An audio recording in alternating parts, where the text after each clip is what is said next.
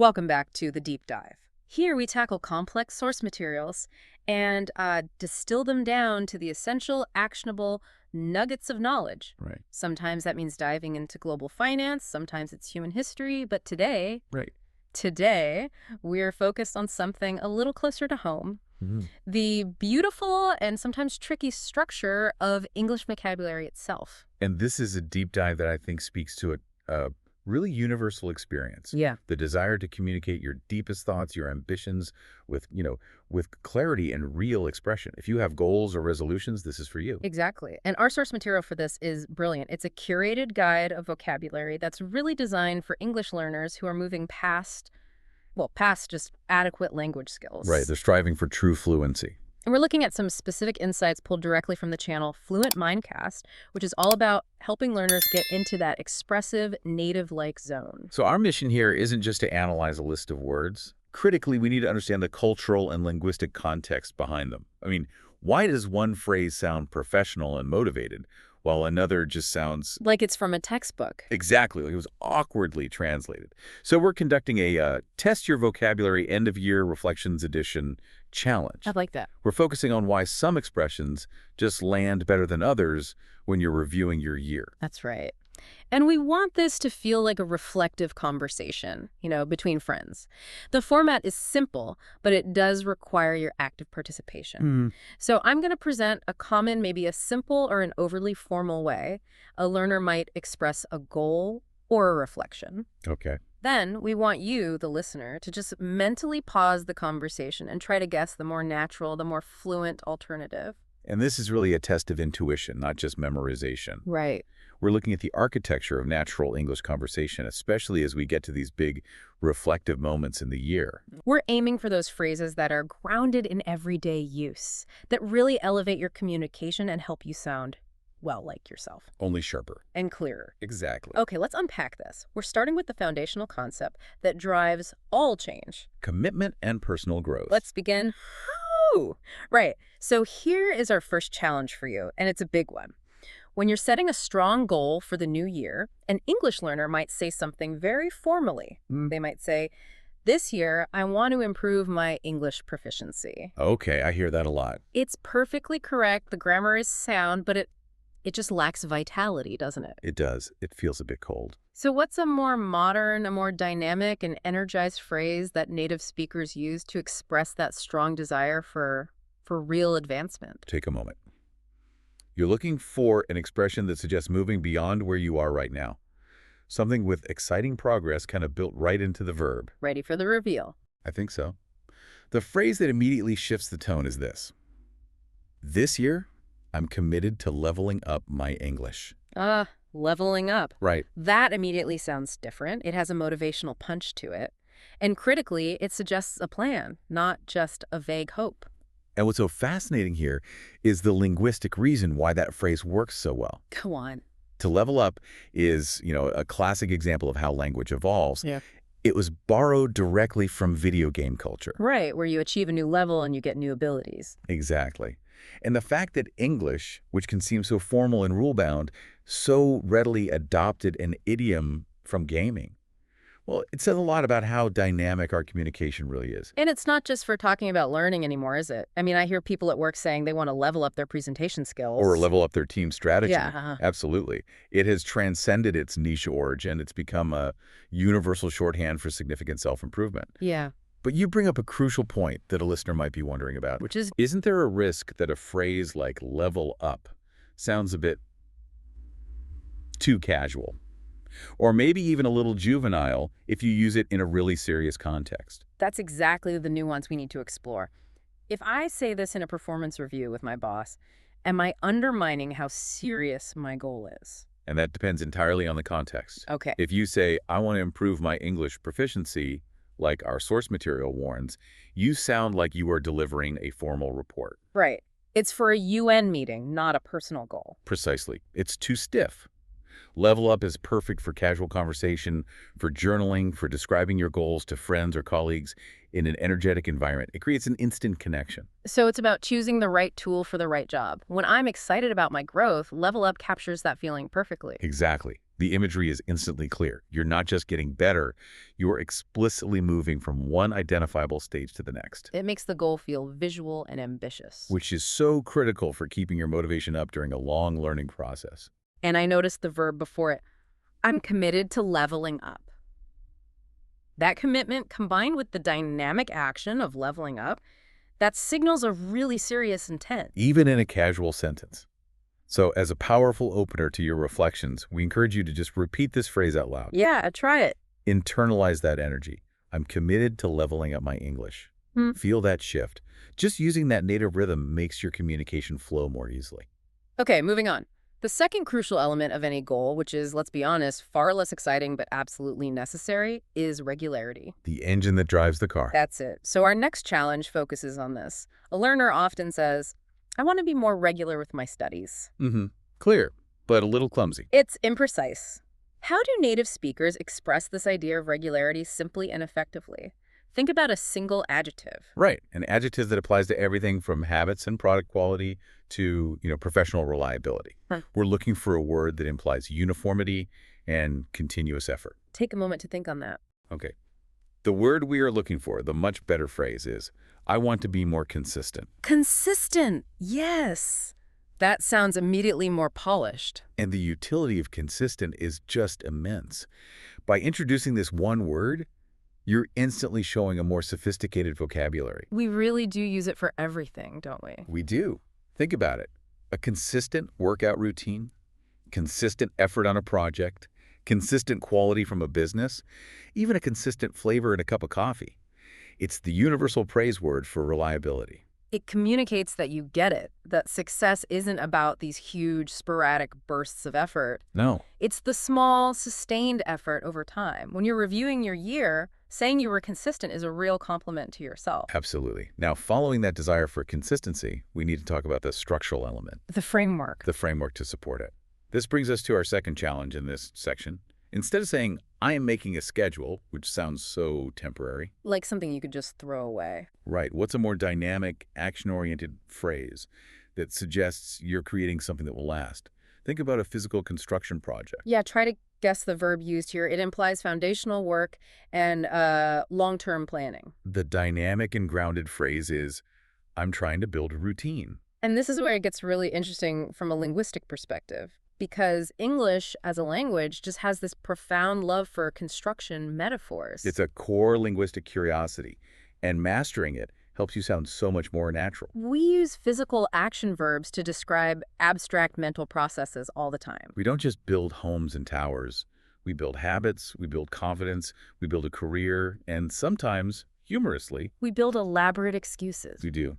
This transfer of physical actions to abstract goals makes the commitment feel more real, more grounded. So when a native speaker says they are building a routine, they're suggesting a serious foundational effort, not just, writing a few bullet points on a calendar. It implies structural integrity. That's the key distinction. Anchoring your goals in building shifts the perception from a temporary plan to a structure you are intentionally creating for the long term. So if you are looking back at the past year and you realize you lacked that consistency, you now have the perfect phrases to analyze that. I realized my lack of consistent practice meant I failed to build a lasting routine. That's polished reflection. And that kind of reflection is the first step toward intentional learning, which we will get to later. For most language learners, the number one desire isn't just about passing a test. It's about confidence. Oh, absolutely. That internal security that lets you speak without fear. That moment when the words just come out, without translating them in your head first. Which brings us perfectly to our third challenge. A learner might try to say this by saying, I hope I feel secure when speaking. We understand the meaning of secure, but it's not the natural pairing, is it? No. What is the highly natural, frequently used word pairing, the collocation, for expressing this feeling? Think of a word combination so common they are almost inseparable. This word is central to motivational speaking, to professional feedback, to personal ambition. The natural collocation we're looking for is, I want to feel more confident when speaking. This is a perfect, essential teaching moment about why mastering collocations is, well, it's mandatory for fluency. So what is a collocation exactly? The collocation is simply two or more words that just sound natural together. As our source material points out, it's like peanut butter and jelly. They just belong together. And if you don't use the natural one, even if your grammar is perfect, your English can sound a little foreign or stiff. Precisely. If you say feel secure or feel sure, it creates a little cognitive hiccup for the native speaker. But more importantly, it makes your brain work harder. Fluency demands automation. Yes. If feel confident is already grouped in your mind as a single unit, the delivery is instantaneous. You bypass that time-consuming process of mental assembly. Let's expand on that a bit, using the word feel. What are some other common collocations that are easy to misuse? Well, we feel strongly about something, but we don't usually say we feel powerfully. Right. We feel uneasy about a situation. We rarely say we feel dis-ease. Learning English is often about swapping out a word you know is correct for the word you know is natural. Mastering feel confident is a massive step. Now, to get that confidence, you need practice, which leads to our next challenge. Okay. A learner, knowing this, might say, I need more chances to talk. What is a smoother, slightly more motivational and professional word to replace chances in this context? This is a subtle but really powerful upgrade. Mm. It's the difference between waiting for something to happen to you Mm. and seeking it out. The natural and polished phrases, I just need more speaking opportunities. The difference here is subtle but so impactful. Using opportunities instead of chances really elevates the context. How so? Chances feels passive, like rolling dice. Opportunities feels proactive, like something you seize. It signals that you are ready to take control of your learning. It's like the linguistic equivalent of dressing for the job you want, not the job you have. That's a great way to put it. If you use high-quality, aspirational English to describe your goals, you're already mentally positioning yourself at a higher level of fluency. And it lowers anxiety. It does. If you have the right words, ready collocations, like feel confident, and sophisticated choices like opportunities, that brain panic associated with speaking goes down. It lets you focus on your message. So if you're reviewing your year, reflect on this. You could say, looking back, I realized I grew a lot when I started seeking more speaking opportunities rather than waiting for chances to appear. And that is the voice of an advanced learner. Our deep dive into expressive English continues, now into the realm of specific language growth, often focused on word acquisition. Vocabulary. Challenge 4. To sound determined, a learner might say, I plan to increase my word knowledge this year. Accurate, but a little dull. A little dull. Okay. What is a professional determined verb that suggests more comprehensive growth? Something you might hear in a business or academic plan. Think about what a company does when it moves into a larger building or a broader market. What's that action verb? The resolution we are looking for is, this year I'm focusing on expanding my vocabulary. The verb expand is beautiful because it implies measured, intentional, significant progress. It suggests growth in scope and size. It makes the resolution sound like a measurable professional project. It sets a higher standard than just increasing knowledge. I agree. The terminology choice alone kind of gives you an ego boost. When you frame your personal goal in strong professional terms, you treat your learning like a serious project. Exactly. And this concept of strategic vocabulary growth brings us to a foundational principle of fluency, which is maybe the most crucial insight from the source material, And that is? the concept of chunked expressions. Okay, let's dedicate some serious time to this, because understanding chunking, it's often the difference between struggling intermediate English and confident fluency. It's how native English truly behaves. So a chunk, what is it? Think of a chunk as a pre-assembled multi-word unit that native speakers use automatically. We don't learn 5 isolated words and then try to stick them together with grammar rules when we speak. That's just too slow. We learn the word groups. We learn the groups. Give us a classic example of a learner getting it wrong because they didn't learn the chunk. The most common error is misusing verbs of action.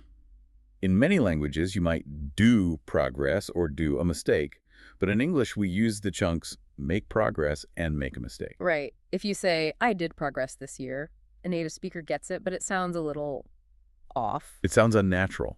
But if you say, I made progress this year, it sounds effortless. It's not a grammar error, it's a collocation error. So other essential chunks would be things like take a break. Take a break, set a goal, miss the bus, pay attention. By learning these ready-made units, you are bypassing the complex mental work required for speaking. Which means the process of expanding your vocabulary should focus less on individual, isolated words and more on recognizing and internalizing these packs of words. Yes. The process accelerates vocabulary acquisition exponentially.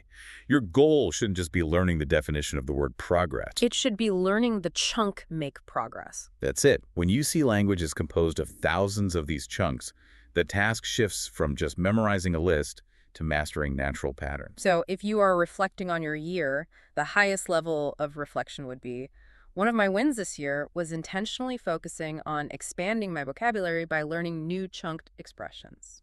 That is a goal achieved, expressed fluently.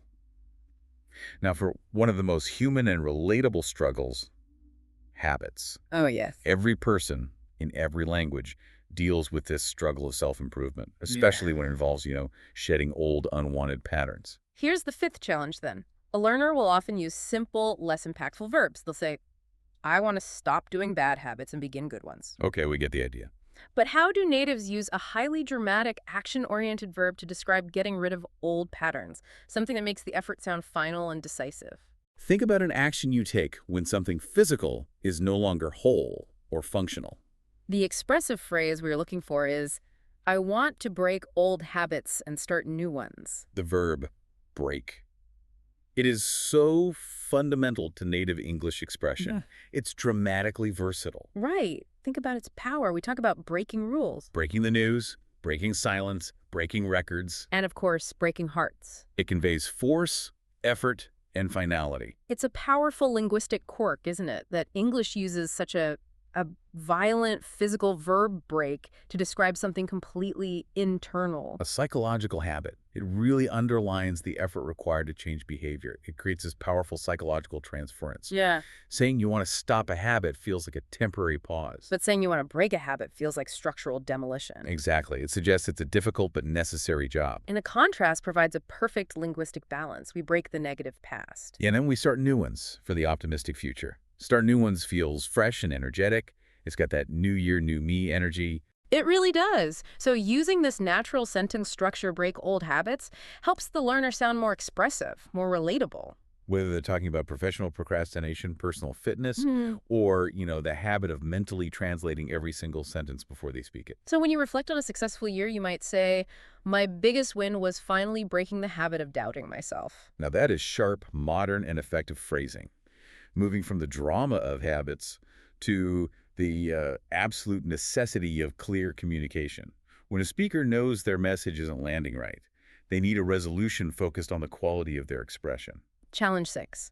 When communication is difficult, a learner often simplifies the goal to, I want to talk so people understand me better. Okay. How is this goal phrased with a more professional, sharp focus on the quality of the delivery itself, prioritizing the speaker's effort?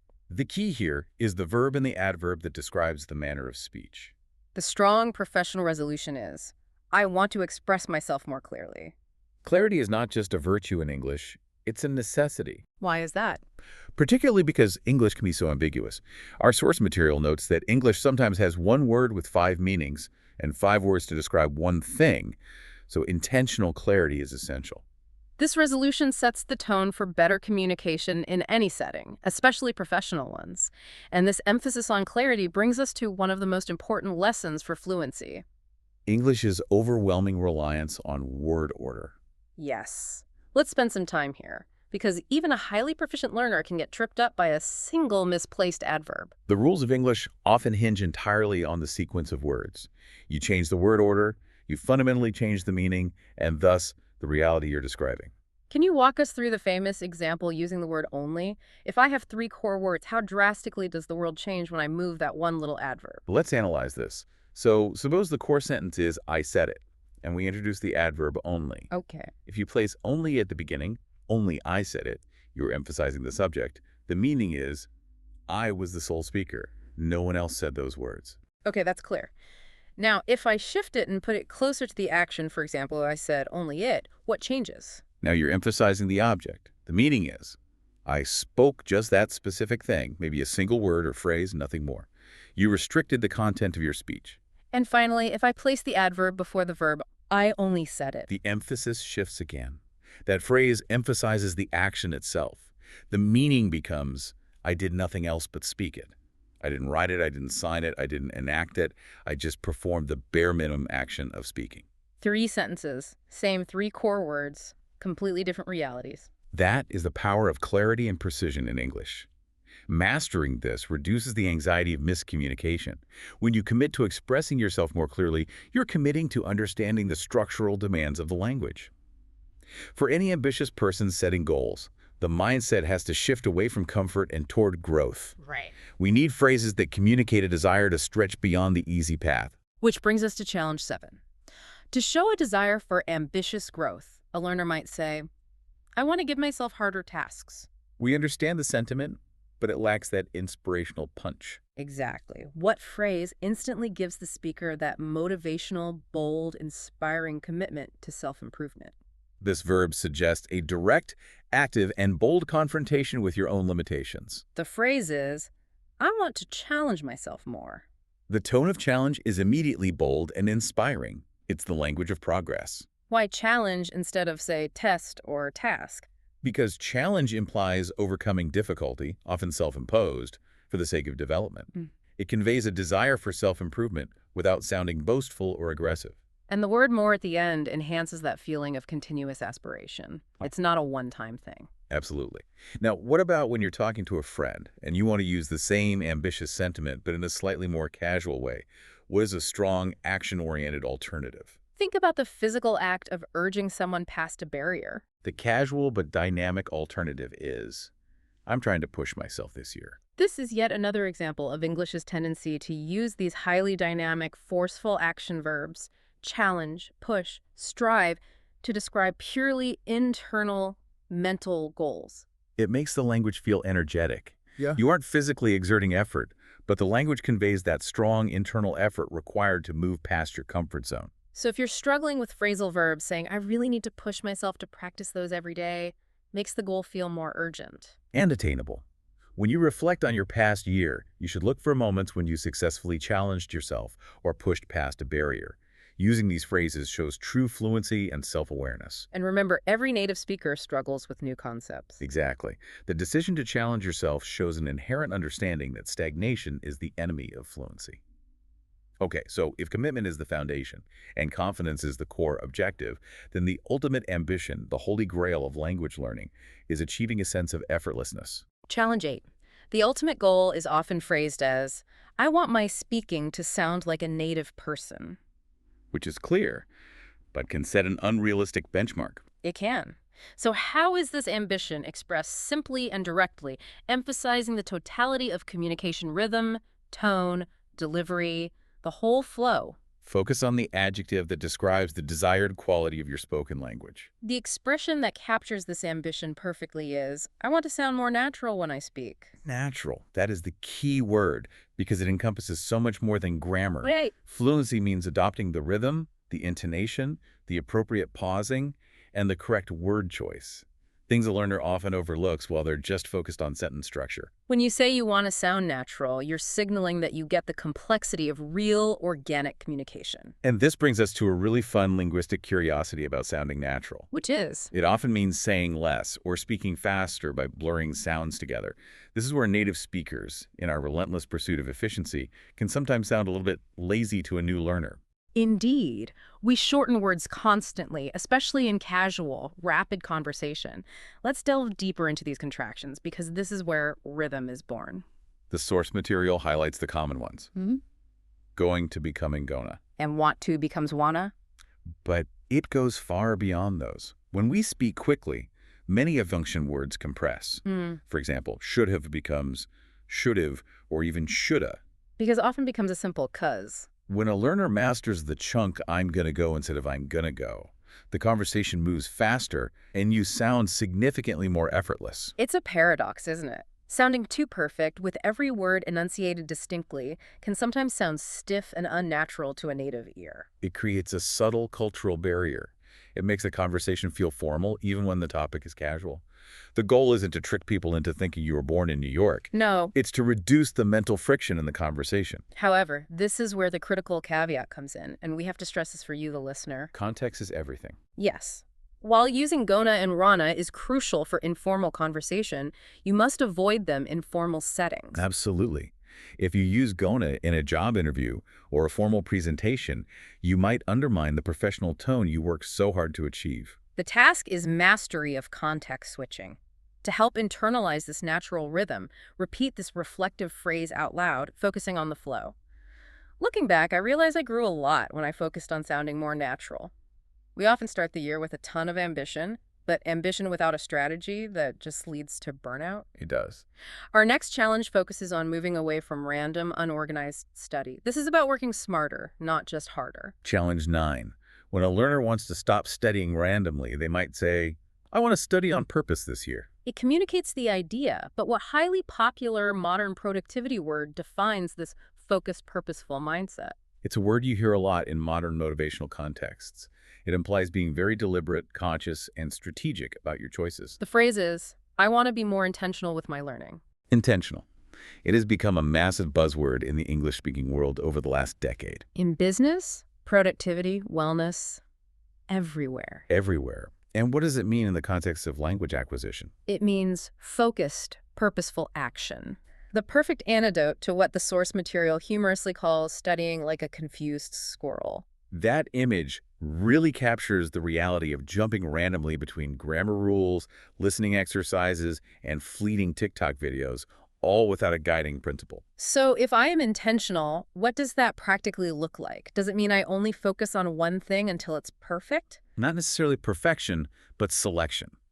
Intentionality means choosing what to study, why you are studying it, and how it connects to your overall goal. So an example. You might decide, for the next 4 weeks, I am being intentional about mastering the most common phrasal verbs for travel. That focus cuts out all the noise. And this leads directly to the powerful, shorter version of this resolution. Sometimes it's even more impactful because it's so brief. What is that powerful, focused alternative? That short, sharp phrase is, I want to learn with purpose. The power of purpose really can't be overstated. It anchors your effort. The best progress happens when you are actively choosing what to study, rather than just reacting to whatever learning material happens to cross your screen. Right, or whatever mistake you just happen to make. English celebrates these purpose-driven words: intentional, purpose, focused. Using them makes you instantly sound thoughtful, mature, and crucially, in control of your own journey. And that approach is incredibly calming because it removes the pressure of perfection and replaces it with the expectation of steady, chosen progress. We've covered commitment, consistency, confidence, clarity, and strategy, but how do you maintain motivation during a marathon process like language learning? It can take years. Right. Our final challenge focuses not on speed or destination, but on attitude and sustainability. Challenge 10. The resolution shouldn't just be about hitting a final destination, but about finding fulfillment in the daily effort required to get there. What phrase captures that spirit of long-term healthy growth, focusing on the path, not the endpoint? Think about the mindset you adopt when you realize a goal is truly transformative and requires patience. The strong, final resolution that native speakers frequently use when discussing any long-term effort is, I want to enjoy the process. That is perhaps the most essential mindset shift of all.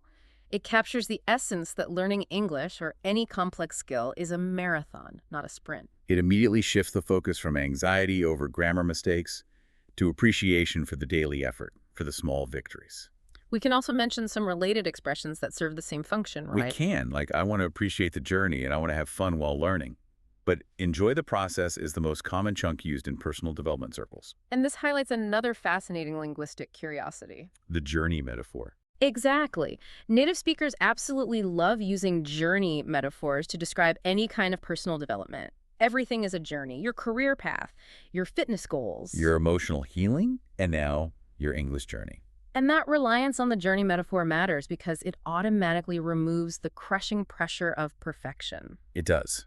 If you set a resolution to achieve perfect native-level fluency in 3 months, you will inevitably burn out and feel like a failure. But if you set a resolution to enjoy the process, you ensure that motivation remains even when progress seems glacially slow. Which is often the reality of fluency acquisition. Using this expression shows a high level of positivity, self-awareness, and emotional intelligence.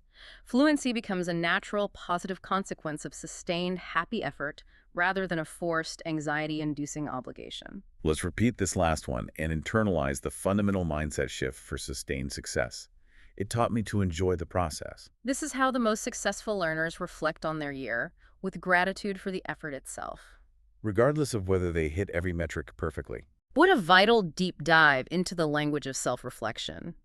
We have upgraded 10 essential concepts today, moving from simple improvement to leveling up, prioritizing consistency, intentionally building a routine. Seizing speaking opportunities, expanding your vocabulary through chunking, having the courage to break old habits. Striving to express yourself more clearly through precision, being bold enough to challenge and push yourself. Committing to intentional learning with purpose. And most importantly, resolving to enjoy the process. These seemingly small choices, the choice of break instead of stop, opportunity instead of chance, intentional instead of on purpose, they demonstrate not just vocabulary mastery, but emotional and cultural intelligence in English. Choosing the right words makes your goals sound more realistic, more ambitious, and ultimately more achievable. So what does this all mean for you, the listener, as you look ahead? We want to leave you with a final thought to mull over. If the simple act of choosing clear, expressive language to talk about your goals already boosts your confidence, what other area of your life could benefit from upgrading your core vocabulary in this same strategic way? Maybe professional emails or networking conversations. Or creative expression. Think about where your current English might feel a bit stiff or overly translated, and identify one area where you could implement chunking or use a more dynamic action verb. That small act of reflection and analysis is progress. It is. We hope this deep dive gave you the specific vocabulary you need to reflect powerfully on the last year and set your goals for the next. And if you found these insights helpful, consider sharing this deep dive with a fellow learner. And join us for our next one by subscribing to the channel. We also love to see how you are applying this knowledge. Head over to the comments and let us know which end of year expressions you got right or wrong during this challenge. We really look forward to seeing your progress. Thank you for engaging in this strategic deep dive into language and intention. We hope this deep dive into natural English resolutions from Fluent Mindcast gives you the perfect vocabulary to start your new year with purpose and clarity. Until next time.